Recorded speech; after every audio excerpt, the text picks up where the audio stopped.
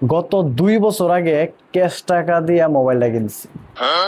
সে 2 বছর আগে মোবাইল কেনার পর থেকে এই যে দুইটা লোক জ্বালাইতেছে। আমি কিন্তু টাকাটা ক্যাশ টাকা দিয়ে কিনছি, হ্যাগো টাকা দিয়ে কিনি নাই। আর হ্যাগো জ্বালাই অনলাইন আইতে পারতেছিল। 2টা বছর জ্বালাইছে। মাঝখান দিয়ে আইসা এই লোকটা আইসা একটু থামাইলো। এরপরে আবার এই যে ওই দুজন ঢুকছে, অন নাকি ওই কি কাইটা দিল, এটা লই আবার শুরু হইলো। আবার 2-3 মাস গেল।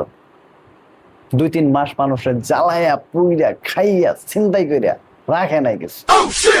সমাজের মুখ দেখানো যাইতেছে না। ভিডিওটা ওপেন করলেই বলে ওর এটা কাইটা দিছে, ওইটা করছে, ওইটা করছে, এই সেই। আচ্ছা গেল।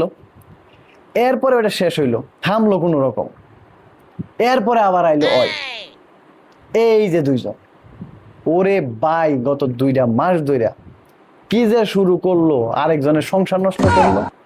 এই ঘুরে ঘুরে আবার খাওয়া দাওয়া শেষ, সোনার বাংলাদেশ। আবার ঘুরে ঘুরে দুইটা আবার গল লইলো, ফাঁকে দিয়ে আরেকজনের সংসার শেষ শেষ করে দিল। শেষ কইরা দিল। বাংলাদেশের সাংবাদিক কোনো কাজ নাই, এটা লিয়ে পইরা দিল। এটাও শেষ হইলো। এখন মারপিট কইরা এখন গিয়ে ঘরের ভিতরে ঢুকছে দুইটা, আরেকজনের সংসার শেষ করে।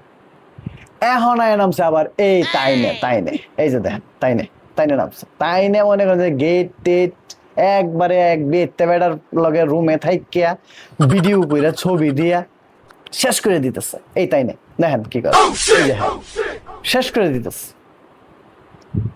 আমার কথা হইলো, তোরা যখন একজন আরেকজনের কাছে রুমে গেছিলি একজন আরেকজনের সাথে, তখন কি পাবলিক জানছিল? এখন পাবলিক জানে কে? এখনো তো ভিডিও করস কে?